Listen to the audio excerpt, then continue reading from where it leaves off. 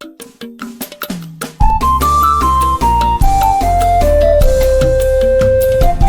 TV yìí mo fẹ́ máa wò, ọ̀rọ̀ tó jẹ tí ń gbèsè mo fẹ́ gbọ́, ètò lóríṣiríṣi wọ́n wà lọ́lọ́kan òjọ̀kan, ìròyìn tó kojú òṣùwọ̀n àtàwọn ọ̀rọ̀ àgbọ́ fi kọ́gbọ́n, eré wọlé fún tẹ̀rù tọmọ tèwe tàgbà ẹ má fi para. BGI TV mo fẹ́ máa wò, ọ̀rọ̀ tó jẹ tí ń gbèsè mo fẹ́ gbọ́, ètò lóríṣiríṣi wọ́n wà lọ́lọ́kan òjọ̀kan, ìròyìn tó kojú òṣùwọ̀n àtàwọn ọ̀rọ̀ àgbọ́ fi kọ́gbọ́n, eré wọlé fún tẹ̀rù tọmọ tèwe tàgbà ẹ má fi para. Àjànàkú kọjá mo rí nǹkan fèrè, bàbá rere káwí parí. BGI TV, we are the pace setter.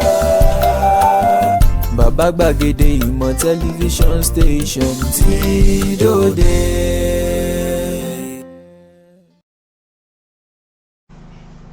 Mo kí gbogbo ojú tó ń wò mí káàkiri ayé, mo kí wa lọ́kùnrin lóbìnrin lọ́mọdé lágbà, mo kí wa kú déédé àsìkò yìí o, àsìkò bí ojú ọjọ́ ti rí. Ẹ jẹ́ fi àsìkò yìí dúpẹ́ lọ́wọ́ gbogbo ọmọ Nàìjíríà, pàápàá jùlọ àwa Yorùbá tá a ti dìde mọ́ ọ̀rọ̀ obìnrin tó lóyún tí mo gbé wá lẹ́ẹ̀kan. Mo rò pé àwọn kan ti wò ó fún àǹfààní àwọn tó wò ó, mo ń rí ọwọ́ yín, ẹ ṣé gan, ìwé ò ní tọ́ sí yín.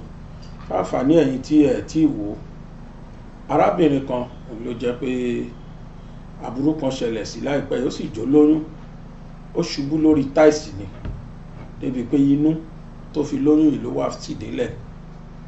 Ó wà nílé ìwòsàn, ibi tọ́kọ tó ti ń sáré kiri torí owó tó máa ná lé lórí, ọkọ tó lásídẹ́ǹtì, àfìsí kí wọ́n má gé ẹsẹ̀ yẹn.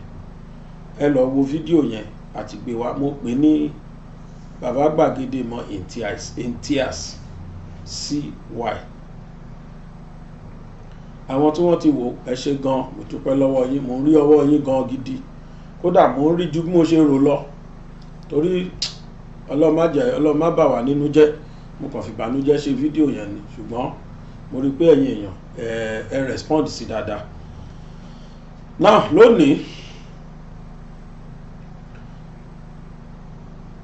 ìjọba ni mo ní bá sọ̀rọ̀ lónìí, pàápàá jùlọ ìjọba bàbá Tinunbu. I've always been supporting your government, sir, but lẹ́nìí mo fẹ́ divert there, mo fẹ́ report in tó ń ṣẹlẹ̀ fún yín ni, sir, and I'll be very very happy tí ìjọba yín tí wọ́n bá lè bá wa tó bá lè bá wa ṣègbésẹ̀ lé lórí kíákíá. Ní ìpínlẹ̀ Ọ̀yọ́, ǹjẹ́ mọ̀ pé àwọn Fúlàní tó ti bẹ̀rẹ̀ iṣẹ́ ń bẹ̀? Ẹ jọ̀ọ́ ẹ rán mi létí ìlú tí a gbọ́ rìpọ́ọ̀tù láti bẹ̀. Wọ́n sẹ̀ndí rìpọ́ọ̀tù kan sí mi lónìí, ìlú kan, ẹ jọ̀ọ́ bá mi táìpù ìlú yẹn bóyá, tàbí kí n gbọ́ orúkọ ìlú yẹn, ẹ rán mi létí ẹ̀. Ìlú yẹn ó jẹ́ nǹkan tó bà mí nínú jẹ́. Mo wà lọ́wọ́ àbọ̀, wọ́n ní ìlú Ọ̀yọ́ ò níbẹ̀. Fúlàní pa ọ̀họ̀rí kan, wọ́n sì lọ pé ó dá o káwọn gbé ọ̀họ̀rí yìí, ṣe làwọn Fúlàní tó rọ́bọ lu àwọn tí wọ́n tún fẹ́ gbókú ọ̀họ̀rí. Ibẹ̀ ni Fúlàní ti bẹ̀ sí ní pa wọ́n nípakúpa, bí wọ́n ṣe ṣe ní ìdè mo gbàgbé orúkọ bí ìpínlẹ̀ igangan nǹkan níjọ́ kìíní àná. Fúlàní tó ti bẹ̀rẹ̀ nínú ìwéré ilé báyìí o, ìwéré ilé wọ́n tó ti bẹ̀rẹ̀ ń bẹ̀ ò lọ́yọ̀ọ́. President Tinunbu, Fúlàní ti padà sílẹ̀ Yorùbá o, díẹ̀díẹ̀ wọ́n ti fi style wọlé padà o. Oǹdó la gbọ́ pọ́n wà tẹ́lẹ̀, wọ́n ti migrate wá sí Ọ̀yọ́ o, kí wọ́n tó wá kárí, ẹ jọ̀ọ́ ẹ bá wa wá nǹkan ṣe sí, kí wọ́n tó kárí ẹ bá wa wá nǹkan ṣe sí. Eléyìí ò ṣe propaganda o, eléyìí ò ṣe pé bóyá àfi ń ṣe tribalism àbí kinní kan, rárá. Yorùbá ní àìkẹhùn sọ̀rọ̀, òun náà ní àkẹtàn sáré. Gbàrà tí Fúlàní rí pàgbára ti kó lọ́wọ́ àwọn, wọ́n kò lẹ̀ Yorùbá, ṣùgbọ́n wọ́n ń yọ iṣẹ́ yẹn ṣe ń sìn. Total eradication dẹ̀ la fẹ́ nílẹ̀ Yorùbá, totally afẹ́ kan wà kí wọ́n eradicate wọn pátápátá, totally in the whole Nigeria if possible. because aliens ni wọ́n, foreigner ni wọ́n, àtìkó ni wọ́n ṣe nàìjíríà tọ́dẹ̀ wá ń pọ̀ ọmọ nàìjíríà lóko. President Tinunbu torí tọ́lọ́ ẹ̀ bá wa rí sí o, a tètè ń pariwo nísìn kó tó dipò máa tún spread sí gbogbo ilẹ̀ Yorùbá mi tó kù tí wọ́n ti kúrò.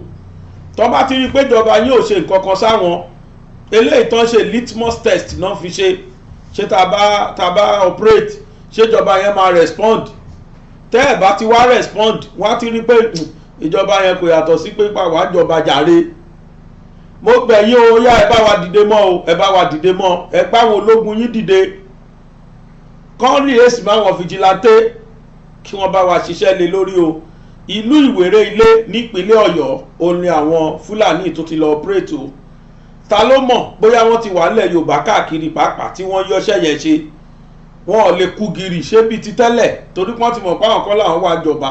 Àmọ́ tí wọ́n bá ti rí pé ìjọba weak lórí fífìyàjà wọn, wọ́n á bẹ̀rẹ̀ sí ní operate o. Wọ́n á bẹ̀rẹ̀ sí ní operate o.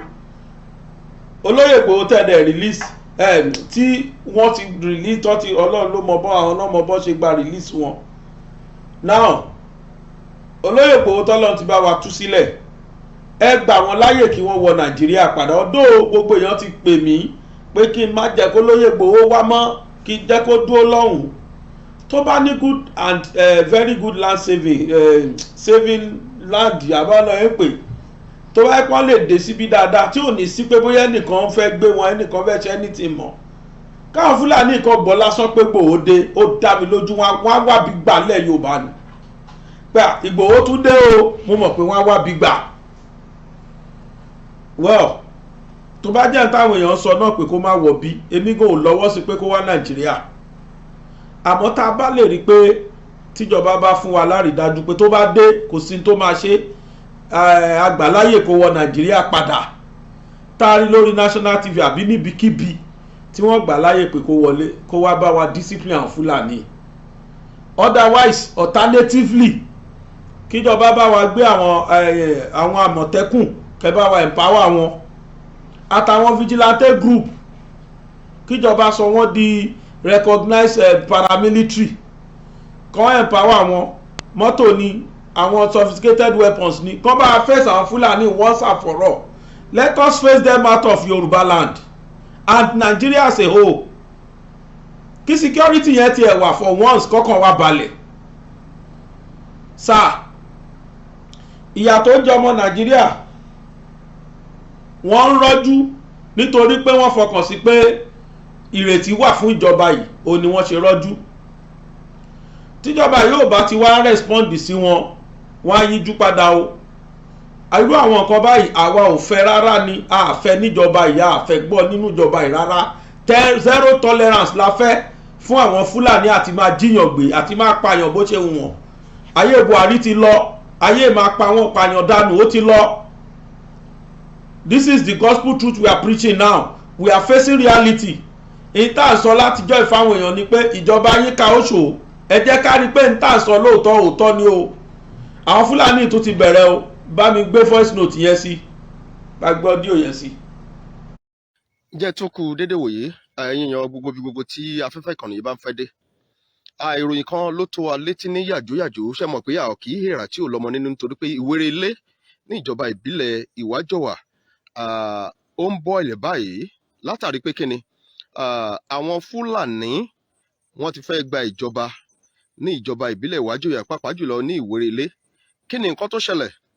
Tí ẹ bá wò ó, ohun tó ṣẹlẹ̀ náà ni pé ọ̀họ̀rí kan ni Fúlàní ni wọ́n lọ jẹ oko ẹ̀. Ní kété tí wọ́n jẹ oko rẹ̀ ló wá wò pé ọba fi ọ̀rọ̀ yẹn tó àwọn agbófinró létí gẹ́gẹ́ bí nǹkan tá a gbọ́ ní ìjọba ìbílẹ̀ Ìwájọwà láti fi ọ̀rọ̀ náà tó àwọn ọlọ́pàá létí. Àwọn ọlọ́pàá sì pe àwọn agbọn tí ọ̀rọ̀ kàn, wọ́n sì pè wọ́n sì jọ sọ̀rọ̀ ní tùbínùbí láti pé bí wọ́n ṣe fẹ́ san owó oko tí wọ́n bàjẹ́. Ṣùgbọ́n kò tọ́jọ́ bẹ́ẹ̀ ló tójọ́ kejì sí ìjọ́ kẹta, ẹni tí wọ́n jẹ oko rẹ̀ tó wá fẹjọ́ sun àwọn agbófinró, báwọn Fúlàní yìí ṣe lọ́ọ́ ka mọ́nu oko nìyẹn, wọ́n sì pa á, ni wọ́n pa á lójú ẹsẹ̀ nínú oko báwọn. Tó ẹni tó wá jẹ́ fámìlì ọ̀họ̀rí yìí nígbà tọ́rọ̀ ṣẹlẹ̀ bẹ́ẹ̀ tó fi táwọn agbófinró létí pètò káwọn tiẹ̀ lọ ibi tí òkú wà, káwọn lọ fi ibi tí òkú wà pé káwọn tiẹ̀ gbé òkú yẹn. Gẹ́gẹ́ bí nǹkan tá a gbọ́ níbi tí ẹnìyàn náà bẹ̀rẹ̀ pé tó wọ́n fẹ́ gbé òkú ẹni tí wọ́n pa, bẹ́ẹ̀ ni wọ́n tún dáhùn lára ẹnìyàn náà, wọ́n tún pèlè kò di méjì bí tó. Wọ́n bá lọ sí gbòòrò, wọn lọ sọ́dọ̀ àwọn agbófinró pẹ̀lú àwọn àmọ̀tẹ́kùn, àwọn fìjìláńtẹ́. Àwọn náà máa lọ sí ibi tí ìṣẹ̀lẹ̀ náà ti ṣẹlẹ̀. Kódà wọn ò tiẹ̀ tí àwọn tó jẹ́ agbófinró yìí, ọ̀pọ̀lọpọ̀ wọn ò tí ì bọ́lẹ̀ lórí machine tí wọ́n fi ìbọn dá wọn lóhùn. Gẹ́gẹ́ bí nǹkan tá à ń gbọ́, wọ́n tún pa fìjìláńtẹ́ méjì tó jẹ́ ọmọ bíbí ìlú Ìwérelé. Yàtọ̀ fẹ́lẹ̀ yìí, gẹ́gẹ́ bí nǹkan tá a gbọ́, wọ́n tún pa sọ́jà kan. Gẹ́gẹ́ bí nǹkan tá a gbọ́, nítorí pé gẹ́gẹ́ bí nǹkan tá a gbọ́, wọ́n ní wọ́n tún pa sọ́jà kan. Nítorí náà ọ̀pọ̀lọpọ̀ àwọn tó wà ní ìlú Ìwérelé láti àárọ̀, ẹni tẹ bá rí kẹbi kẹpẹ ìlú Ìwérelé lọ́wọ́lọ́wọ́ báyìí, ọ̀pọ̀lọpọ̀ wọn lè jáde láti àárọ̀, tó yẹ pé ọ̀pọ̀lọpọ̀ ń ṣe ń lórí ọ̀fẹ́ láti máa yọjú síta ní ọwọ́ ìrọ̀lẹ́ yìí ni. Ṣé rí ọ̀rọ̀ àwọn Fúlàní, a máa sọ ní gbogbo ìgbà yìí pé ewúrẹ́ ò sọ pé òun ò ṣe ọmọ ìyá àgùntàn, ṣùgbọ́n àgùntàn ló sọ pé ìyá òun ò bí dúdú. Tẹ ò bá gbàgbé, ní ọdún tó lọ, ó ń lọ bí ọdún tó lọ àti year before the last, a wà nílùú Ìwérelé. Ìlú Ìwérelé náà ni àwọn Fúlàní ni wọ́n ti gé fìjìláńtẹ́ kan ní ọwọ́ méjèèjì. Tí ẹ bá rántí, wọ́n gé fìjìláńtẹ́ kan, ìyẹn FGN, wọ́n gé ní ọwọ́ méjèèjì, tó jẹ́ pé látàrí ibẹ̀ àwọn Fúlàní náà ló ṣe léyàn. Lọ́dún tó kọjá lọ, àwa náà lọ sílùú Ìwérelé níbi tí wọ́n tún pa ọkùnrin kan látàrí pé wọ́n fi màálùú jẹ oko rẹ̀. Ìpè tó kí ló dé tẹ̀ ń fi màálùú jẹ oko òun? Ibẹ̀ náà ni wàhálà ti bẹ̀rẹ̀ tí wọ́n tún pa ẹnìyẹn. A lọ sílùú Ìwérelé, ẹni tó jẹ́ àbúrò ẹnìyẹn a fi ọ̀rọ̀ wa lẹ́nu wò nígbà náà lọ́hùn. Ṣùgbọ́n lọ́wọ́lọ́wọ́ báyìí, ohun tó ń ṣẹlẹ̀ nílùú Ìwérelé lọ́wọ́lọ́wọ́ náà là ń ṣàlàyé fún yẹn, nítorí pé ìlú Ìwérelé àwọn èèyàn ò láǹfààní láti jáde látàárọ̀, pàápàá jùlọ látàná. Ohun tí mò ń sọ fún yìí, àná sẹ́ni náà ni ìṣẹ̀lẹ̀ náà ṣẹlẹ̀. Ẹsẹ̀kẹsẹ̀ náà ti bẹ̀rẹ̀ sí fi ọ̀rọ̀ náà tó wa létí, nítorí pé àwọn ẹlẹ́rìí méjì, mẹ́ta, mẹ́rin, márùn-ún, a sì rí pé ọ̀kan náà ni wọ́n jọ ń sọ. Lọ́wọ́lọ́wọ́ báyìí, gẹ́gẹ́ bí nǹkan tá a gbọ́, àwọn ámì wọ́n ti wà ní ìlú Ìwérelé látàrí ìṣẹ̀lẹ̀ tó ṣẹlẹ̀ yìí. Tó ẹ̀yin èèyàn wa, ẹ̀yin orí adé ọrùn ìlẹ̀kẹ̀, ó ń bọ̀ àwọn ládẹ́ẹ̀dẹ́. Gbogbo nǹkan tó ń ṣẹlẹ̀ yìí, ṣé bó ṣe máa ṣẹlẹ̀ lọ rèé? Gbogbo ìgbà náà ni mò ń máa rántí Sunday ọmọ Adéyẹmọ Ìgbòho Òòṣà.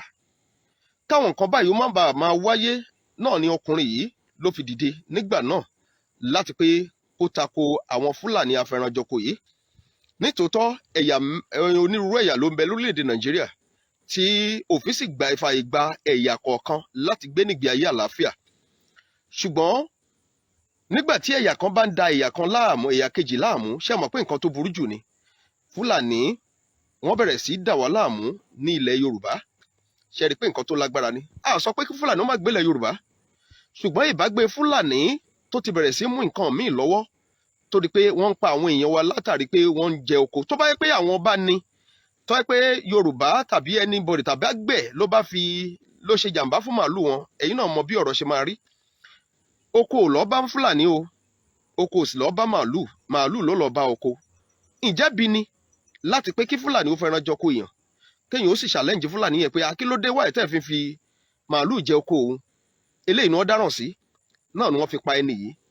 Ó ṣe méní kò ṣe méjì, àwọn tí ẹ̀mí wọn ti bọ́ nílùú Ìwérelé láàrin ọdún méjì sásìkò yìí, ó máa ti ń lọ bíi 8 tí ò bá jù bẹ́ẹ̀ lọ. Eléyìí ló ń kọ wá lóminú. Gbogbo ẹ̀yin èèyàn tí ẹ bá fẹ́ rin àgbègbè náà, ẹ ṣọ́ra o, ẹ ṣọ́ra o. Àfi ohun tá à ń mú àyíká fi dẹ́rù bẹ ẹnikẹ́ni, nítorí pé péèjì yìí kò sọ́pọ́ọ̀tì violent, kì í dẹ̀ ṣe pé àfi ń dẹ́rù bẹ ẹnikẹ́ni. Ṣùgbọ́n gbogbo ohun gbogbo tó bá jẹ́ kàyéfì fúnni, tó jẹ́ pé Fúlàní ó má gbélẹ̀ Yorùbá, a sì sọ wípé kí Fúlàní kó má gbé inú igbó tí wọ́n ń gbé. Ṣùgbọ́n eléyìí tí ò ní lè rọgbọ náà ni pé kí wọ́n máa rí ìyàn látàrí pé wọ́n jẹ oko wọn, wọ́n sì bẹ̀rẹ̀ sí pa wọ́n. Nǹkan tó lòdì gbáà ni. nǹkan tó lòdì gbáà ni. Òfin orílẹ̀-èdè Nàìjíríà ò fi ààyè gbà á láti pé kí ẹnìkan kó máa pa ẹnìkejì rẹ̀, nǹkan tó burú gbáà ni. Ẹ náà gbogbo bó ṣe ń ṣẹlẹ̀, àwọn àlejò tá a gbà sáwọn àgbègbè wa, àwọn náà ló ti bẹ̀rẹ̀ sí ṣekú pa wá lọ́wọ́lọ́wọ́ báyìí. Ẹni tó kàn ló mọ̀, ẹni tí ó kàn lọ́la ta ló lè sọ. Nítorí náà ìlú Ìwérelé ní ìjọba ìbílẹ̀ Ìwájọwà lọ́wọ́lọ́wọ́ báyìí ó ń gbóná, àfidẹ́rù bẹnikẹ́ni. Ṣùgbọ́n ohun tó ń ṣẹlẹ̀ náà là ń wí. Ẹni tẹ bá rí kẹbi léèrè ní ìjọba ìbílẹ̀ Ìwájọwà ní ìlú Ìwérelé, ohun tó ń ṣẹlẹ̀ náà nu. Torí pé àwọn Fúlàní wọ́n ti fẹ́ gbàjọba ní ìjọba ìbílẹ̀ Ìwájọwà, wọ́n sì ń pa àwọn èèyàn nípakúpa látàrí pé wọ́n ń fi ẹran jọko wọn, tí wọ́n sì ń ṣàlẹ́jì wọn pé wáì tẹ́ fi ẹran jọko. Wọ́n sì kọ́rọ̀ yìí lọ sọ́dọ̀ ọlọ́pàá láwọn agbófinró, wọ́n sì sọ́n tùbí ìnùbí pé àwọn ó sanwó damages, ìyẹn malicious damages tí nǹkan tó ṣẹlẹ̀. Lẹ́yìn ẹ̀ náà la gbọ́ pé àwọn Fúlàní wọ́n lọ bá ènìyàn nú oko padà, wọ́n sì pa á. Àwọn èèyàn rẹ̀ tó tún gbọ́ pé àwọn tún lọ síbi òkú ibi tí ẹnìyàn kú sí, wọ́n tún pa ẹni náà, wọ́n tún yìnbọn lù ú. Lẹ́yìn eléyìí náà lọ sọ́dọ̀ àwọn agbófinró láti fi nǹkan tó tó wọn létí, nǹkan tó ṣẹlẹ̀ láti fi tó wọn létí. Lẹ́yìn ọ̀rẹ́yìn báwọn àmọ̀tẹ́kùn, àwọn fìjìláńtẹ́ bọ́nà ṣe lọ. Nínú àwọn fìjìláńtẹ́ gẹ́gẹ́ bá a ṣe gbọ́, wọ́n tún mú èèyàn méjì balẹ̀. A tún gbọ́ wípé wọ́n mú sọ́jà kan náà balẹ̀. Gẹ́gẹ́ bí nǹkan tá a gbọ́. Ṣùgbọ́n lọ́wọ́ báyìí wọ́n láwọn sọ́jà wọ́n ti wà bìbà ní ìlú Ìwérelé pẹ̀lú ohun tó ń ṣẹlẹ̀. Eléyìí ò jẹ́ kí àwọn èèyàn ó láǹfààní láti jáde láti àárọ̀. Àná ní ìṣẹ̀lẹ̀ ìṣẹ̀lẹ̀. So gbogbo ẹ̀yin, nítorí náà la fi ń rọ ìjọba, ẹ dákun, ní ìjọba ní ìjọba ìbílẹ̀, ìjọba ní ìpínlẹ̀, ìjọba ní federal level, ẹ dákun ẹ bá wa ojútùú sí nǹkan tó ń ṣẹlẹ̀ yìí. Gbọmọgbọmọ àwọn Fúlàní yìí ti pọ̀jù, wọ́n sì ń ṣekú pa àwọn èèyàn. Eléyìí sì lágbára, nítorí pé ìwà tó ń hù yìí, ìwà kí wọ́n mú ogun wọ̀lú náà leléyìí. Ẹ dákun, nítorí pé ìran Yorùbá, ìran tó yẹ pé wọ́n ní sùúrù ni, ìran tó sì fẹ́ràn àlàáfíà ni, ìran tó ìpè tá ti gbà lónìí ó ti lé ní 6 tó ti jẹ́ pé lórí ọ̀rọ̀ kan náà ni ọ̀rọ̀ wọn ò sì tàsé. Ẹ dákun torí Ọlọ́run, gbogbo àwọn tá bá níyàn nílùú Ìwérelé, ẹ jẹ́ ká pè wọ́n, ká bà wọ́n níhọ́. Ẹ dákun torí Ọlọ́run, nítorí pé ìlú bẹ̀yẹn náà nísìnyí ó ti mú ìbẹ̀rù bá onílé àti àlejò tó wà ń bẹ̀. Orí adé mo kí yín, Oníwèrè ti ìlú Ìwérelé tó lágbára Ọlọ́run ó bá wa tó. Ṣùgbọ́n ẹ̀yin ìjọba wa nílẹ̀, ìyẹn ìjọba local government, state government and the federal level, ẹ bá wa wá ojútùú sọ̀rọ̀ yìí. Nítorí pé àwọn ènìyàn ìwà tó ń hù yìí ó ti wá lágbára jù, ó ti dókun ẹ̀mí àwọn èèyàn tó sì jẹ́ pé wọn ò fẹ́ faradà mọ́. Ìbágbé wọn pẹ̀lú àwọn Fúlàní afẹranjọko yìí ó dàbí pé wọn ò fẹ́ faradà mọ́. Eléyìí ti lágbára jù. Eléyìí náà la ní ká fi tó yín létí bó ṣe ń lọ náà nu o. Lágbára Ọlọ́run àní ṣìrìn. Ẹni tí a dágbére fún òní mọ ibi tá a lọ. Ìwọ̀nba tó kù tọ́dún yóò fi parí, ibi ò ní bá yín, ibi ò ní bèmí náà. Ẹ dákun ẹ bá a share broadcast yìí dé ọ̀dọ̀ gbogbo àwọn tó yẹ kí broadcast kó dé. Ẹ bá a share rẹ̀ dé ọ̀dọ̀ gómìnà ìpínlẹ̀ Ọ̀yọ́. Ẹ bá a share rẹ̀ dé ibi tó yẹ àwọn ìjọba wa federal level, ibi tí wọ́n ti rí. Nítorí pé ọ̀rọ̀ Fúlàní yìí ó ti di gbọmọgbọmọ. Eléyìí sì ni Sunday Igboho jáde sí ń gbà yẹn. ló bá dé níbi ká ṣètò òwe ìrìnnà láìsí kọ́nu ńkọ́. ọ̀gá ni Fox Excellence Able Travels and Tour Limited. ṣé wọ́n ní ẹṣin tó ṣíwájú ni ló gba fe. ká ṣètò òwe ìrìnnà lọ sílùú Mecca òun Jerusalem. ṣètò iléègbé lókè òkun. iṣẹ́ kíkọ́ kíkẹ́kọ̀ọ́ lókè òkun. pàápàá ètò fún wíwọlé sílé ẹ̀kọ́ American University Mauritius. fún diploma 2 to 4 years degree program àtàwọn ẹ̀kọ́ míì. tó o sì lè lò láti parí ẹ̀kọ́ rẹ ní USA, UK, Malta, Philippines, Italy. níbi táwọn ọgbà ilé ẹ̀kọ́ wọ̀nyí wà. Fox Excellence Able Travels and Tour Limited ló ń bá ní ṣe é nírọ̀rùn. wọ́n gba òǹtẹ̀ lọ́wọ́ ìjọba pẹ̀lú àwọn àjọ tó ń rí sí ìrìn àjò ojú òfurufú. wọ́n ti ṣe é fọkàn tán. ìgbésẹ̀ wọn yára kọ́kọ́. kàn sí wọn lónìí lólú iléeṣẹ́ wọn tó wà ní nọ́mbà 23B Shokeni Road, Òkè Ìjẹun, Abẹ́òkúta, Ògùn State. ẹ tún lè kàn sí wọn ní www.excellencetravels.com.pa tàbí kẹ́ ẹ pè wọ́n lórí àwọn ẹ̀rọ ìbánisọ̀rọ̀ wọn. Philippines +639 693 550 167. Mauritius +230 584 620 96. ẹ sì lè kàn sí wọn lórí ẹ̀rọ ìbánisọ̀rọ̀ ti Nàìjíríà +234 905 505 2472. Fox Excellence Evans Travels and Tours. Àràbà ní bàbá, ẹni abálábà ní bàbá. Ẹ bá káàbọ̀ o. Mo láyọ̀ láti sọ fún wa pé ibi tèmi tí ẹ̀ ṣe ń pariwo wípé kí pírẹsidẹ́ǹtì bá wa dá sí wọ́n ní bí bàbá yìí làwọn àmì ti kún bẹ̀ báyìí o tí wọ́n ti dá sí lẹ́sẹ̀kẹsẹ̀.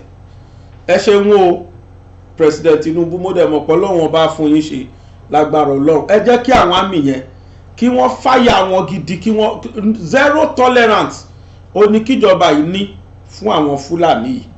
Zero tolerance ní kí wọ́n ní fún àwọn Fúlàní yìí. Tí wọ́n bá rí pé lẹ́sẹ̀kẹsẹ̀ bí wọ́n ṣe ń gbé wá òun náà ni response wá látọ̀dọ̀ wa, lẹ́sẹ̀kẹsẹ̀ tó ń gbé wá response wọ́n á sá. Gbogbo ohun tí ìjọba dẹ̀ máa ṣe láti flush wọn kúrò Nàìjíríà, ẹ jẹ́ kí wọ́n mọ̀ pé ẹni tó kó wọn wá ti kúrò lórí oyè, kí wọ́n padà sílé tó wọn. Èyí tí wọ́n dúnkokò mọ́mọ Nàìjíríà tó, bí wọ́n bá jẹ okú ẹ ó gbọ́dọ̀ sọ̀rọ̀, bó bá sọ̀rọ̀ kó mọ̀ pé ó ní pẹ́ lọ sọ́run. Tó bá ti jẹ okú ẹ kó sọ pé ẹ ṣe sà kó dẹ̀ máa wò. Ṣé bí kan jù bí ni? Oríṣiríṣi làwọn Fúlàní ìdánwò Nàìjíríà. Ẹbẹ́ rí páwọn náà kúkú ń rúlu wa pẹ́pẹ́pẹ́. Ó lè mi ṣe sọ fáwọn ọmọ Yorùbá pé ẹ jẹ́ kó rí wa pé ẹ jẹ́ kó ní kálukú wa ká fìmọ̀ ṣọ̀kan, ká lè gbógo ìlú wa, ká lè gbógo ìran wa yìí, ká lè gbágan ẹ̀ dórí. A kì í ṣerú fún Fúlàní, Fúlàní kì í ṣe ọ̀gá wa. Ẹ wà ọ̀nà Niger Delta. Mo rí fídíò kan tí bàbá kan sọ pé gbogbo oil block pátá ọwọ́ Fúlàní ló wà, kò sí lọ́wọ́ àwọn Niger Deltans kankan, pẹ̀lú pẹ̀lú wọn lèpo wà. Control gbogbo petrol pátá ní Nàìjíríà wọn lọ́wọ́ àwọn Fúlàní ló wà. Torí kíni? President Tinunbu ẹ bá wa ṣiṣẹ́ sí yẹn náà. Then ẹ má jẹ́ kó jẹ́ CBN nìkan ó ní ibi tẹ́ ẹ máa túlé kàn. All Nigeria all federal parastatals pàápàá àti ministries ní kẹ́ ẹ bá wa kọwọ́ bọ̀ if it is true your government want to fight corruption. Kò síbi tí ò sí corruption ní gbogbo ẹ̀ pátá. Mo gbọ́ láìpẹ́ ìpè Empower tí ìjọba tó lọ ṣe, gọ́fìmẹ̀ntì yìí ti recover gbogbo owó tí wọ́n loot àwọn tó wà ní ìcháàjẹ. Wọ́n loot to substantial amount of money. Mo gbọ́ pé ìjọba Tinunbu wọ́n ti recover ẹ̀ padà. Kódà mo rí write up yẹn pé wọ́n sọ pé lẹ́sẹ̀kẹsẹ̀ náà máa disburse owó yẹn fáwọn tó ní. Ẹ̀yin tẹ́ ẹ ṣe Empower kọjá ẹ máa kó oríire o. Ó likely kẹ́ ẹ máa rí alert láìpẹ́. Gbogbo ẹ̀yin tí wọ́n jẹ lówó tí wọ́n kọ̀ tí wọ́n ò fún yín lówó yín, most likely kẹ́ ẹ máa rí owó yín gbà o láìpẹ́ yìí. Mo ṣáàrí write up yẹn láìpẹ́ pé ìjọba Tinunbu ti gba owó Empower yẹn padà, pé wọ́n ti rí. Ó dà pé òun ni good. Ara nǹkan tá a fẹ́ kẹ́ ẹ ṣe ni kì í ṣe CBN nìkan. Ẹ bá wa gbogbo àwọn ministries yẹn lẹ máa discover atrocities oríṣiríṣi. Bẹ́ẹ̀ bá dẹ̀ ṣe ń gba àwọn tẹ́ ń recover owó ìpadà ní kẹ́ ẹ máa bá wa lò fún lù. Títí tẹ́lẹ̀ fẹ́ ṣe yẹn ṣé kẹ́ ẹ parí ẹ̀. Nigeria deserve the best. We deserve the best. Wọ́n ti fi ebi dáadáa, wọ́n ti fi pa wá tipẹ́. Iná ò sí, omi ò sí, gbogbo ẹ̀ kò sí ni. Ẹ jẹ́ kó jẹ́ lásìkò tí yín kí kò sí yẹn kó kú òǹbẹ̀. Looted Empower funds recovered from consultants engaged under Buhari's government will now be paid to beneficiaries Tinunbu's administration. When the President Bola Tinubu government has said it recovered looted Empower funds from the consultant engaged by the former President Muhammadu Buhari's administration. This was stated by the National Program Manager of Empower, Mr. Akindele, in a meeting held with representatives of Empower beneficiaries. The good news is that the funds have been recovered yesterday and you will be getting your money soon. Payment for Empower beneficiaries batch C, who have been owed for 8 good months, will begin soon. Mr. Akindele was quoted as saying. by Newswire Nigeria. So lágbára Ọlọ́run àwọn bá sí lẹ́ni yẹn kówó wọn jẹ nígbà tí wọ́n fi yín empower wà fún àwọn tí wọ́n graduate pé kí wọ́n máa fi owó yẹn ràn wọ́n lọ́wọ́ o téèyàn kan kó tó kó gbogbo ẹ̀ sápò torí pé kò sọ ọmọ tiẹ̀ nú ẹ̀ kẹ́ ẹ lè mọ ibi tí corruption ti bayé Nàìjíríà jẹ́ dé. Mo fẹ́ ká gbọ́rọ̀ lẹ́nu máa yẹn tó sọ̀rọ̀ nípa epo wa àti báwọn Fúlàní ṣe ń dàjẹ́ bánu bí wọ́n ṣe ń jẹ gàba lé wa lórí. Kódà máa yẹn sọ débi wípé bó ṣe wà yẹn ìjọba Tinunbu kò lè rí kankan ṣe fáwọn Fúlàní yẹn. Ẹ jẹ́ kóbìnrin tàtọ̀rìn kọkùnrin tàtọ̀rìn náà káwáwo tí ó lẹ́sẹ̀ lómi lẹ́sẹ̀ lẹ́yìn ẹsẹ̀ jura wọn lọ bóyá ìjọba Tinunbu lóòótọ́ o bóyá ó kápá wọn àbí kò ká á padà rí i. Bẹ̀kọ́ tẹ́mi kàn mọ̀ ni pé àwọn kabasi yẹn they are all G3 now gbogbo wọn lè rúmbà àwọn tó dẹ̀ pọ̀ jù nù wọn Fúlàní ni àwọn northerners yìí ni. Ẹbẹ́ rí ọ̀rẹ́ mi òkè ọ̀hún tí wọ́n bá six tọ́ bá ní wọ́n ti bọ́dà lórí nǹkan kan wá sílẹ̀ fóun tọ́ bá náà ṣe nǹkan kan wá sílẹ̀ fóun mi ò dárúkọ èèyàn o ẹjá lọ gbọ́rọ̀ lẹ́nu máa yẹn mú bọ̀. Instead of Niger Delta people to come together and ask themselves a question, as a matter of fact, 87% of the oil well in Niger Delta belong to the north. Precious, it belongs to the north. Northerners are the owners of this oil well in the Niger Delta. That was what I told Asari when he was making us about Igbos, as if Igbos are his problem. There are things Tinunbu cannot do. I'm telling you, there are people he cannot even talk to. He can't even mention their name. Say he want to probe corrupt. He cannot try it. It's like a signed document. That's what I'm looking at here. It's like you're signed that you will not do this, you will not do it. That's okay. I go and say in Asorok. The news done the trend. In fact, I was expecting that by now somebody would have spoken about this thing. Unfortunately, nobody is saying anything from Asorok. So it can't be like say we just they cover the wetin happen to certificate. We know they talk about things when they happen. Go. This our money they go down. Yes. The thing is that before now we have always known. Remember when the borders were closed or supposed to be closed? It was also two northerners, this Bua and Dangote, that were allowed to the bringing in. Yeah, taking out and bringing in their goods. They were the only two companies. Over the years, my dear, this entitlement mentality from the north is so annoying. This oil that you are talking about, no be Niger Delta get am. Why is it that in everything wey they do, nobody they even reckon with Niger Delta? They only give them crumbs from the table, and they will be scrambling for it. Mention one Niger Delta person who is doing big oil business. Tompolo, where they give pipeline surveillance. To do security for pipeline. So that one na job, abi. To do security for pipeline, you go dey watch pipeline while the oil go dey pass through to the wherever it's going to, abi. That one na business. That is why I'm laughing at both Asari and Tompolo. Instead of them to talk about their region, look at what is going on. Look at how many billions of dollars we are talking about. And this oil is coming from Niger Delta.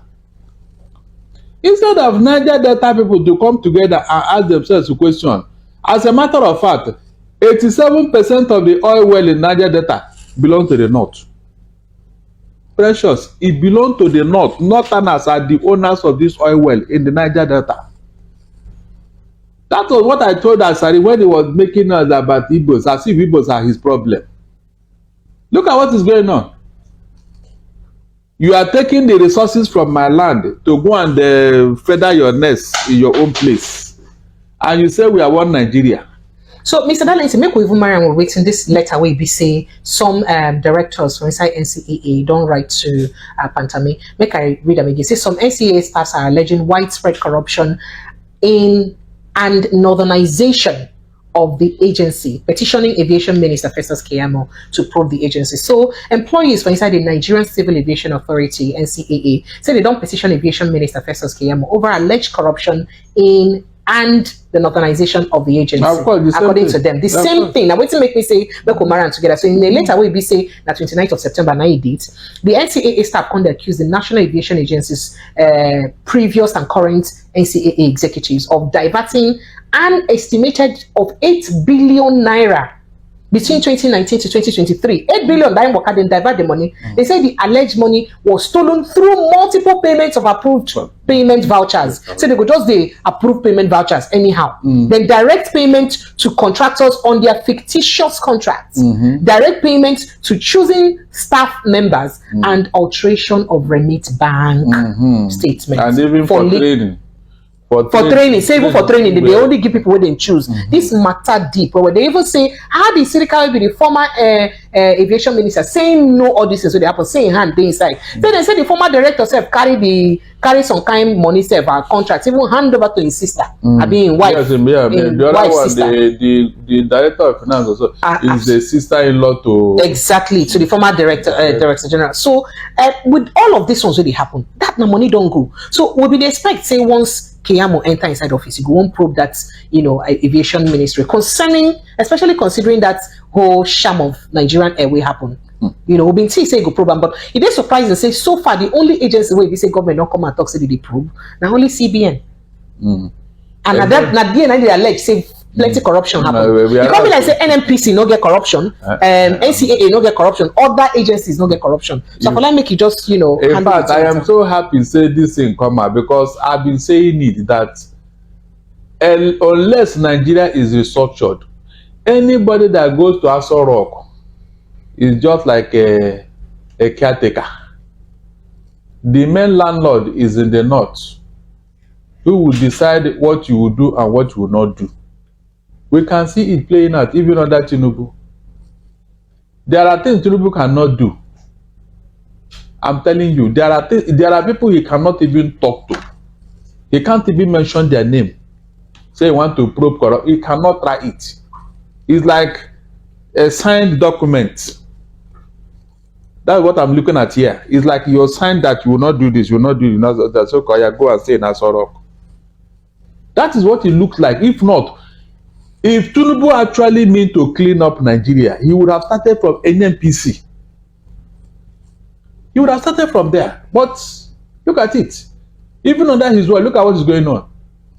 They just use Emefiele as a sacrificial lamb because he's from the Niger Delta minority. Who is his godfather? He has nobody. That's why you look at if Emefiele is the... Nobody is even talking of his principal who were telling him what to do. Nobody. These other places now where corruption is staring us in the face, Tinunbu will not talk about it. He will pretend as if he did not see it. Even this aviation, since they wrote to Keyamo, has he uttered a word? He won't utter a word. It's just a phone call. Don't listen to that letter they wrote you. Don't probe anybody. And that's it. But he will come out and be shouting as if he's a Mr. Saint. My dear, we are in a deeper mess. That is how to describe what is going on.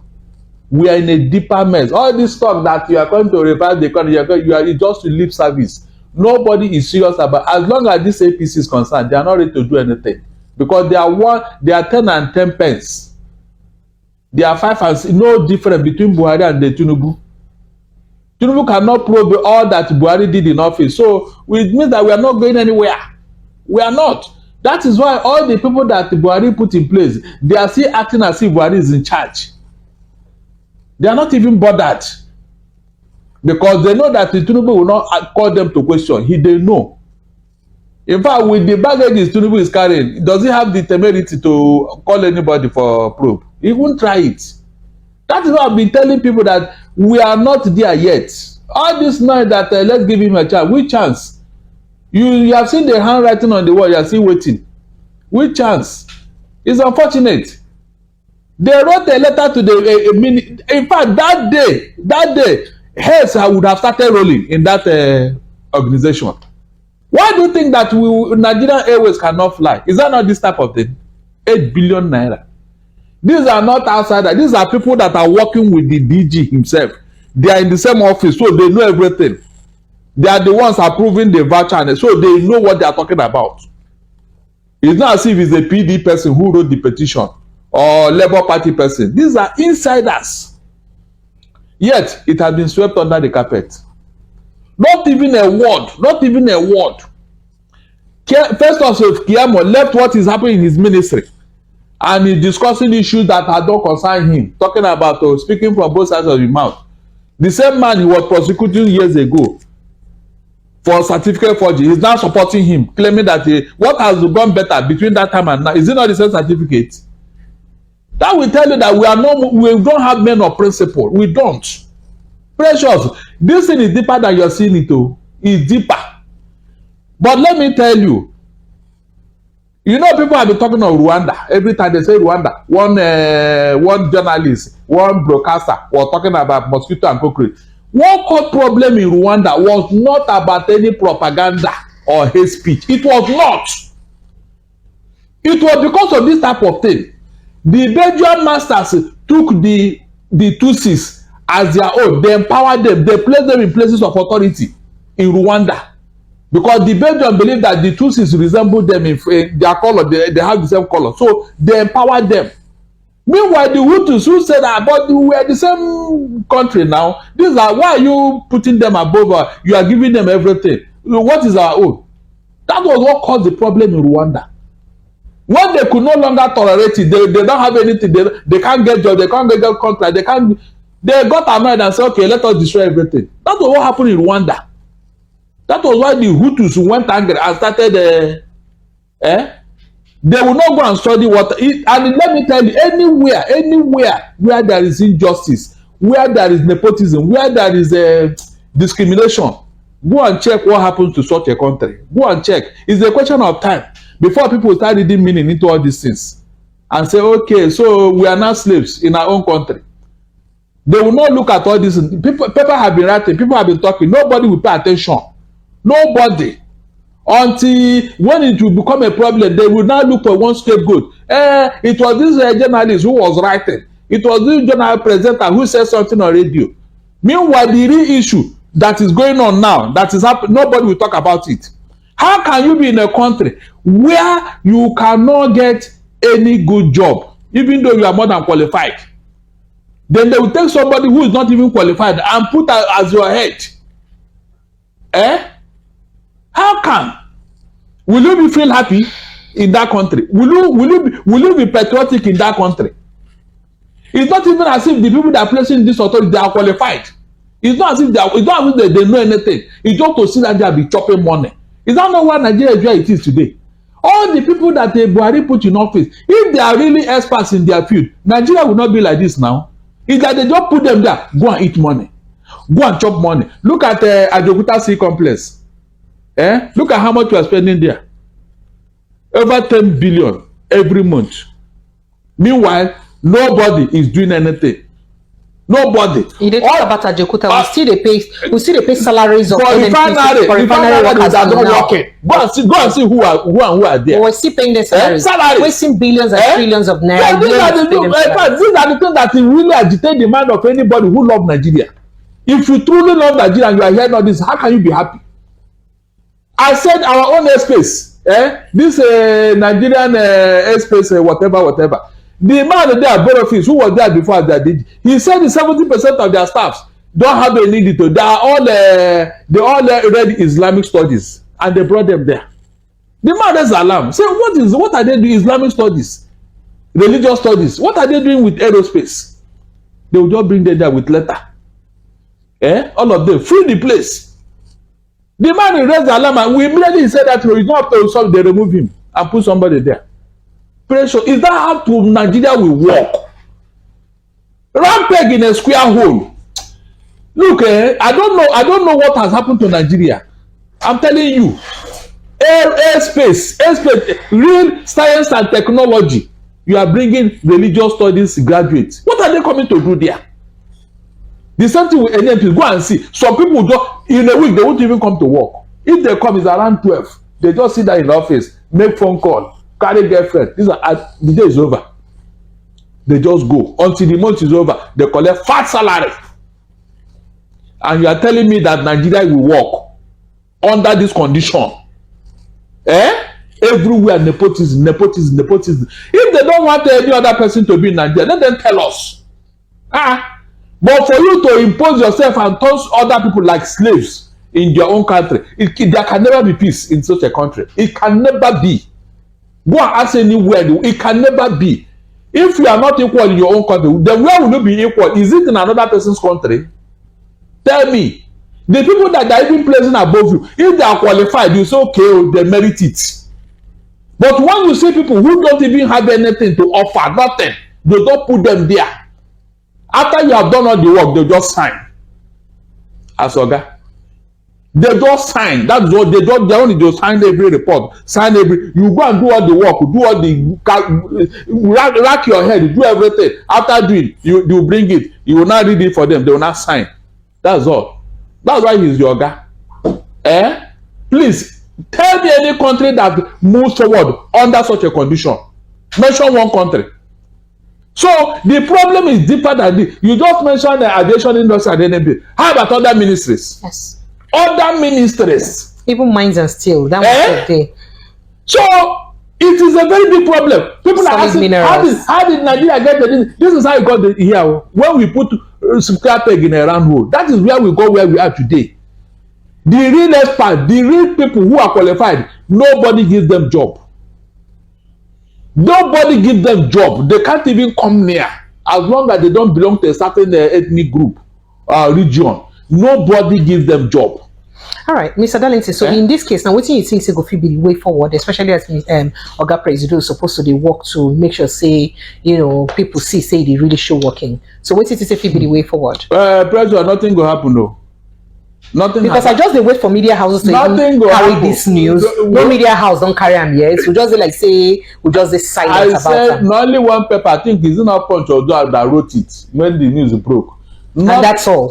Nothing will come out of it. And it's supposed to be trending. We're supposed to be now they have killed it now. They have killed it too. They have a way of killing that. Why do you think they have a social media rat? All those they will kill it. We go call media houses, please. Don't let this thing see the light of day. If not, this thing should be front page in all the newspapers. But they have killed it. The so-called Lagos Ibadan press that have all gone comatose. They can't talk now. They can't talk. This is where something they should be raising, but they don't want to embarrass Tinunbu because it's his government now. They will say that this corruption is happening under his watch. Is that not what they avoided? All right. Can Nigeria survive like this? That's my question. No, even if you try to pretend and cover, but when the pregnancy is up to 7 months, you can't cover it again. All these things are what is building up into the hatred for the country. All this is that is going, what is building up in the minds of people. Tomorrow you now ask yourself, how did Nigeria get here? How are Nigerians not patriotic? How are Nigerians so they don't like their country? How can anybody be happy with such things going on? How? All right. How?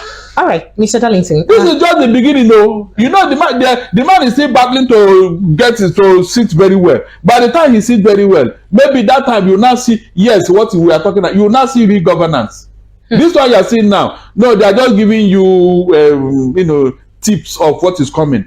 By the time they settle down, if you are not an APC member, if you don't belong to a certain thing, if you can't even drink water in your own house, they will come after you. That is where we are going. All right, thank you, Mr. Darlington. This is what you talk now, your opinion. You've had it all. Kẹ́lẹ̀ mọ̀ pé kì í ṣe pé bóyá mo support ìjọba kan àbí mo no. A fẹ́ kí ìlú ìdáa ni. Ẹgbẹ́ ògbò kan tí máa yẹn sọ lórí ọ̀rọ̀ northerners. Wọ́n ti rí wa bí subservient sáwọn. And mark you, this is the more reason why tí Nigeria tí Yoruba fi sọ pé àwọn fẹ́ pín. This is the more reason why táwọn Biafra náà fi ń pariwo pé àwọn fẹ́ lọ. Because the northerners have seen themselves as ẹni tó wà ahead of the two other tribes. Ẹ wo kí lorúkọ ẹ̀? Mo ti ń pariwo kíní yẹn ti pẹ́. Mo lọ sí sẹ́mínà kan. Àwọn fan àwọn ni wọ́n organize ẹ̀. Wọ́n pe máa kan wá, mo ti wá orúkọ máa yẹn. Mo ti fẹ́ rántí orúkọ yẹn ti pẹ́. Mo kàn ti sọ̀rọ̀ lé lórí lẹ́ẹ̀mẹ́ta tẹ́lẹ̀. Babátúndé Ayéleni. I was so surprised pé irú máa yẹn ó wà ní fan ó ń ṣiṣẹ́ ń bẹ̀. wọn ò rí rárá kó yẹ ní ọ̀gá, wọ́n wá lọ ń gbé Fúlàní tí ò ní any certificate, wọ́n lọ ń gbé wọn wá. Of recent ni mo gbọ́ pé bóyá billions of naira dà pé nínú fídíò tàwé ní ó dà kan sọmọ 20 billion ni wọ́n sọ pé ni wọ́n bẹ̀sùn bẹ̀ láwọn Fúlàní yẹn ṣe. Wọ́n dẹ̀ sọ pé Adíṣíríkà ló mọ̀ ń pa ẹ̀ màgòmágó tí wọ́n ṣe. That is why Festus Keyamo, you are the current minister for aviation. I want you to please work on these so-called leaders ní airport wa káàkiri. Ọmọ Yorùbá tó qualify wà, ọmọ Igbo tó qualify wà. Ìjọ tí mo lọ sí sẹ́mínà yẹn, nǹkan tí máa yìí ń sọ ní ẹnu experience tó wà ní orí máa yìí, ní orí àwọn walkway wa bó ṣe yẹ kó rí, nínú bí airport wa ṣe yẹ kó rí tí ò rí bẹ́ẹ̀, níbi àwọn nǹkan tó yẹ káwọn ṣe. This man know everything. Wọn ò fi sípò. Mo dídì lọ túlé kan orúkọ ẹ̀ Babátúndé Ayéle ni term paper tí wọ́n fún wa, mo ti sọ ìwé yẹn, mo ṣá lọ wá, mo dídì lórí ilẹ̀ ibi tá a dalẹ̀ sí mo ti lọ wá. I just wanted to know this man's name at all cost. Mo rí lẹ́ni o, mo rórúkọ yẹn Babátúndé Ayéle ni. That man qualified to be general manager in that place. Ẹ̀mí mọ̀ bóyá general manager àbí director àbí kí náà ń lò ń bẹ̀. Irú nǹkan fi tí Fúlàní ń pààrọ̀ ara wọn, they are not qualified, they don't know anything. Ṣé dandan ni kó jẹ́ Fúlàní ni ó máa rúùlù gbogbo ẹ̀ níjọ́, ni ó máa ṣọ̀gá ni? Ẹ jẹ́ kó lọ ṣọ̀gá airport wọn. This Muritala Muhammed airport, àwọn tí wọ́n qualify inú Yibo, tí wọ́n qualify south east south west, wọ́n pọ̀. Must it be Fulani to Fulani always? And they know nothing in their score. Ju kan kówó lọ, ọjọ́ owó kó lọ. Thank God this time around, Minister for Aviation kì í ṣe Hausa mọ́. Festus Keyamo, I want you to look at the elo béèrè CV man tí mo dárúkọ yìí. The man knows in and out gbogbo tó jọ mọ́ airport. Ó mọ gbogbo, ó dẹ̀ mọ management. Ó ní pé presently we are using. I went to that seminar and I was listening to the man. I was, in fact, mi mo gbà tó mi ń bọ́ lójú mi. Instead of kìnnìkan tá a ná, we can spend this, we can use this to achieve this. Èèyàn ń sọ̀rọ̀ instead of 100 naira tá a ná, ó ń sọ̀rọ̀ bóun ṣe lè lo 20 naira tó fi lè achieve gbogbo nǹkan yẹn. That is just mere wasting of money. Ó dárúkọ AC pé kankan tó yẹ kí wọ́n rà sínú airport yẹn, nǹkan báyìí ni wọ́n ṣe. The man said many things and I begin to wonder that àwọn tí wọ́n yànyàn sípò, why didn't they look at this man's side? Mi ò mọ̀ rí o, mi ò rí rí o. Kódà mo ṣe lọ wá orúkọ ẹ̀ ni, mo rí níbi sẹ́mínà yẹn. Mo máa enjoy, mo rí experience and I begin to wonder, but I wouldn't be surprised. Fulani ló kú ọbẹ̀.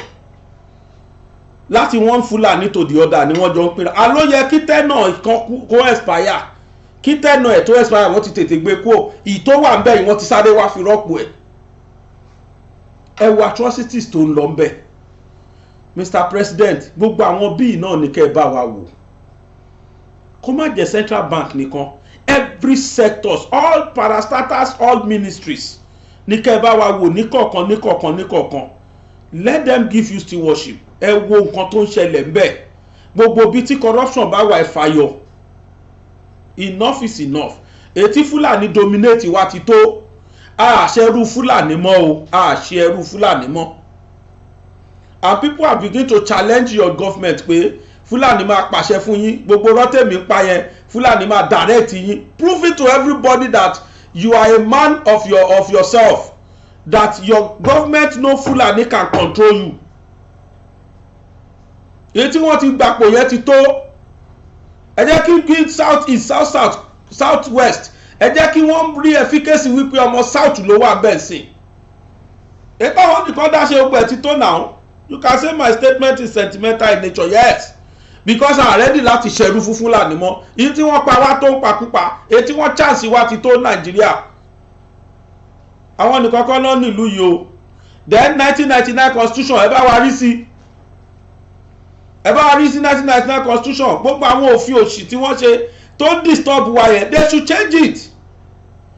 Gbogbo ẹ̀yin ṣe 11 senate kan náà wà sí ẹ bá wa change àwọn òfin yẹn. Òfin 1999 is obsolete, ó ti wà obsolete tipẹ́tipẹ́tipẹ́. Don't use that law anymore. Constitution yẹn ò correct, is very very very wrong. It doesn't represent the interest of the whole Nigerians. It only represents the interest of some Nigerians. Look into it, please. Oríṣiríṣi là ń rí. Now another person again. Bẹ́ẹ̀ni ṣe ń pariwo yìí làwọn pastors náà ń pariwo, làwọn reverend náà ń pariwo, làwọn ẹni Ọlọ́run náà ń pariwo, làwọn àfáà náà ń sọ. Gbogbo alamọ pastor Tibetan, everybody ló mọ̀ wọ́n, very popular imam.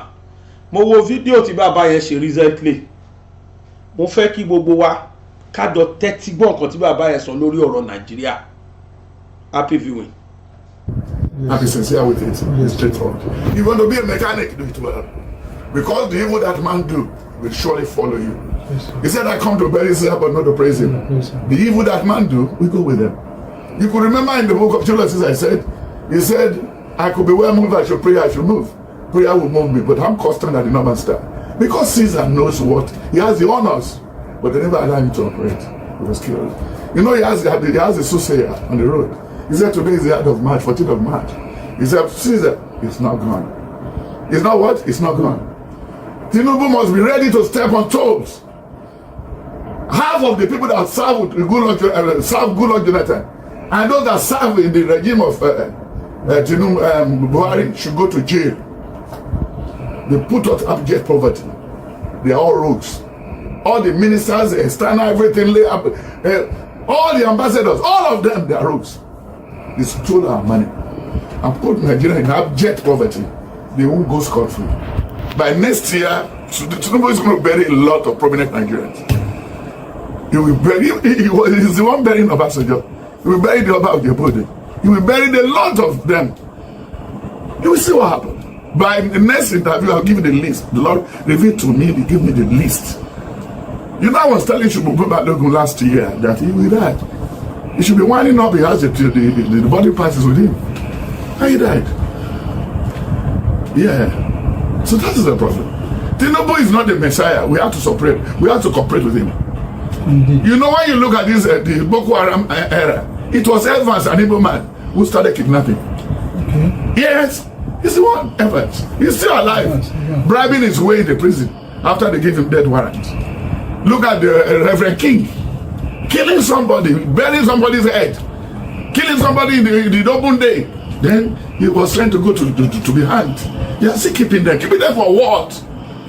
Keeping them for what? Look at those people who stole for the property from the earthquake in Turkey and this country. It was the border of the two countries.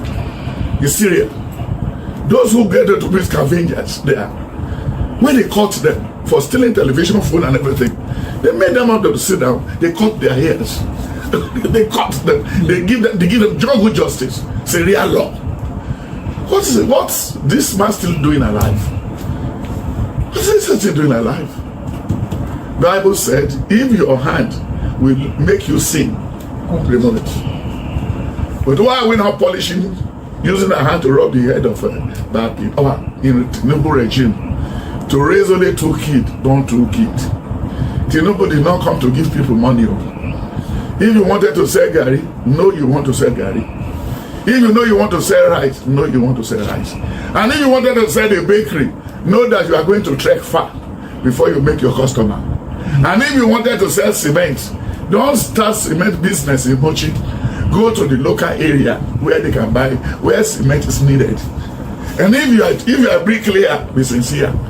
If you are a tailor, be sincere in Tinunbu's regime. If you are a mechanic, if not, Tinunbu will bury you before you go.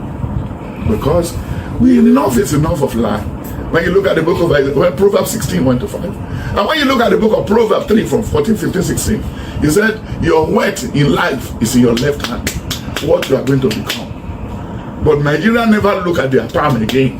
Because even the Yoruba says, I tell you, but tí ń sin olè ojú èèyàn ló ń tọyàn jẹ.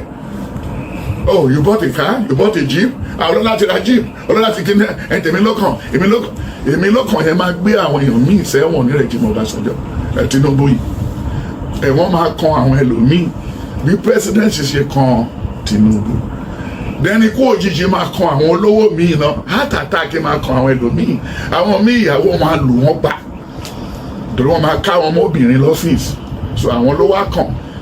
Bí owó ṣe ń kọyàn ní kú kọyàn, ìwọ̀n àgbo lè kọyàn kó kọyàn pa, ẹran tó ra lè kọyàn pa. Okay, I will tell you the Tinunbu said, èmi ló kàn, it's my turn.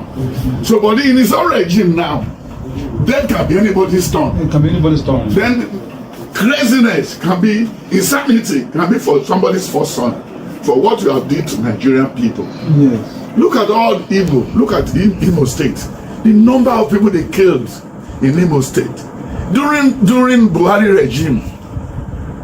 Look at the life Kanu has wasted amongst the Igbo people. Said he's fighting for Biafra. What concerns Kanu with Biafra? You know how to make love everywhere, enjoying, go to everywhere. Kanu is moving like a mad person. Why do you want the mad person to lead the youth? You cause trouble everywhere. And we want to divide. They have been talking, Biafra lead us to the civil war. The war we're supposed to settle on the round table. We fought, we wasted Igbo life in Asaba, everywhere. Do we still want that again? Therefore, we want Obi to come. Obi did not have over, want to divide. They have been talking, Biafra lead us to the civil war. The war we're supposed to settle on the round table. We fought, we wasted Igbo life in Asaba, everywhere. Do we still want that again? Therefore, we want Obi to come. Obi did not have over, he did not have a good life until he become your governor. He said he didn't have shoe, he didn't have butter.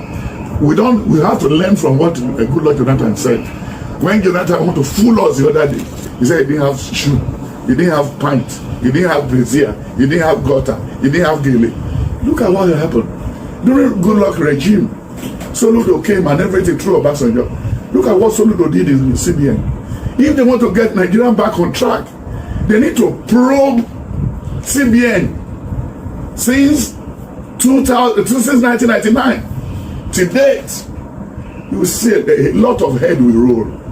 They should set up a panel and put everything that belongs to the federal government. They should make the center. And Tinunbu should cut down salaries. The senator, the House of Assembly member, they should bring it low. Then you should tell the senators to go home. Anytime we need them, they should come and convey. We should leave the House of Assembly alone. Or either leave the Senate and wipe the member of House of Assembly off. Yeah. Because there is an assembly in the states. So we don't need that one there. It's a waste of money. It's a waste of money. Yeah. That's what we needed. I go to my house. My wife is eating, my children is feeding. Yes. If there's no Gary, I know where to go and look for Gary for them. I was a motor driver. I was a boxer. I was a vulcanizer. In life. Then I was walking popcorn in Lagos. My wife was using my firstborn, to hold industrial pumping machine, popcorn machine. The doctor said, the heat is affecting the baby. I said, we don't have alternative. But today, we got to where we are going. Nobody in Nigeria, Nigerians are lazy. Nigerian youth and fathers are lazy. That's the problem. So, Tinunbu regime did not come to put butter on our bread. We need to bake the bread first. Igbo, Yoruba, they should not drive him crazy. He's not a young man. Indeed. He's not a young man. They should not drive him crazy. And if the appointment did not get to you, and if he gave you a portfolio, do it well. Do it well. Whoever wanted to derail him will not see tomorrow. Anybody who planned evil on his government, the law will point an accusing finger to his family. That is it. He's not my family. He's not my brother. But I will tell him the truth and not the truth. That's the problem. Pastor Tibetan. Baba, ọ̀rọ̀ lẹ́sọ̀ ẹni sọ àtọ́jáàmù.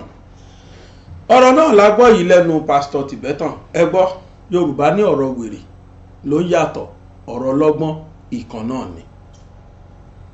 Gbogbo àwọn alájẹbánu lẹ gbọ́ tí bàbá ń fohùn lẹ̀ fún yẹn. ó tún sì kú kan o tẹ́ padà wò ní ṣánẹ́ẹ̀lì láìpẹ́ láì jìnnà another pastor tóun náà tún sọ oríṣiríṣi ìyẹn tiẹ̀ lórí àwọn tá à ń gbórúkọ wọn ni bàbá yẹn sọ lé lórí á post ẹ̀ náà lórí ṣánẹ́ẹ̀lì ẹ̀kọ́ ojúlóde oníyanṣẹ́ ọlọ́kà ṣe gbogbo ẹ̀yin tí ẹ bá wa wo ètò ìbò yìí náà la dúpẹ́ lọ́wọ́ ẹ̀ bàbá wa Tinunbu ẹ bá wa rí sáwọn nǹkan tá à ń sọ yìí a kì í ṣerú Fúlàní o ìdí nìyí tí Yorùbá fi ń pariwo pé àwọn fẹ́ pín wàláì tí Ìgbò fi sọ pé àwọn fẹ́ lọ torí pé ìnira látọwọ́ Fúlàní ti pọ̀ jù ìnira látọwọ́ northerners ti pọ̀ jù ìjẹgàba látọ̀dọ̀ northerners ó ti pọ̀ jù ibi kan ò jù bí bá a ṣe bẹ̀rù bẹ́ẹ̀ náà la ṣe bọ́mọ ẹ̀yin tí ẹ̀ ń wò mí finally ẹ jẹ́ kí n bẹ̀ yín lẹ́bẹ̀ kan ẹ wo ẹgbẹ́ kan báyìí ẹ rí ibi tí wọ́n fi sáìn dọ́là sí special thanks náà ń pè ẹ bá mi tẹ̀ fẹ́yìn tẹ́ ẹ bá nífẹ̀ẹ́ sí kì í ṣe dandan o gbẹ̀yìn tẹ́ ẹ bá mi nífẹ̀ẹ́ sí ẹ bá mi tẹ̀ special thanks náà ń pè tó bá dẹ̀ jẹ́ pé nígbà tó ti rọ́ọ̀nù tán lẹ́yìn wò ẹ wò ẹ ti máa rí ẹ wo ibi tí wọ́n fi ọwọ́ sí báyìí tí wọ́n ya ọwọ́ ìkan lọlẹ̀ kan lọ sókè ẹ wo láì yẹn ẹ rí ibi tí wọ́n fi special thanks yẹn sí ẹ máa bá mi tẹ̀ bẹ́ẹ̀ bá ti tẹ̀ ẹ ti sọ pé mo ṣe òun nìyẹn inú yín dùn sí fídíò tá a ṣe nìyẹn Ọlọ́run yọ́nú sí wa kì í ṣe láìkì o láìkì kọ́ lóhùn special thanks náà pè láì ibi tí wọ́n fi likes sí yẹn náà ni ẹ sáwo láì yẹn délé oló last ẹ rí mbẹ ẹ bá mi tẹ̀ oníyanṣẹ́ ọlọ́kà ṣògbọ́n tẹ́ bá mi gbóyè náà la dúpẹ́ lọ́wọ́ ẹ̀ lẹ́ẹ̀kan sí mú fàṣikò dúpẹ́ lọ́wọ́ gbogbo ẹ̀yin tẹ́ bá mi dá sí ọ̀rọ̀ tọkọ-tìyàwó ẹ̀yin tẹ́ ẹ̀ tí wo fídíò yẹn onímọ̀kọ́ post gbára láàárọ̀ yìí láti post ẹ̀ àwọn èèyàn dẹ̀ ti respond gan mo dúpẹ́ lọ́wọ́ gbogbo yín ẹ ṣé gan bí mo ti ń dìde ń bí pẹ́rẹ́ báyìí hospital yẹn mo ń kọjá sí ń tá àrígbà yìí à lọ fún wọn ṣé mo ti lérí tẹ́lẹ̀ pé mo dúró fún ọkọ àtìyàwó wípé àyà mi gbé ẹ má wọrí ṣé mo kú ti mọ̀ pé màá sáwá bẹ̀yàn ọmọ Nàìjíríà ẹ̀ẹ́dẹ́gbà mi ẹ ṣé mo dúpẹ́ o láyọ̀.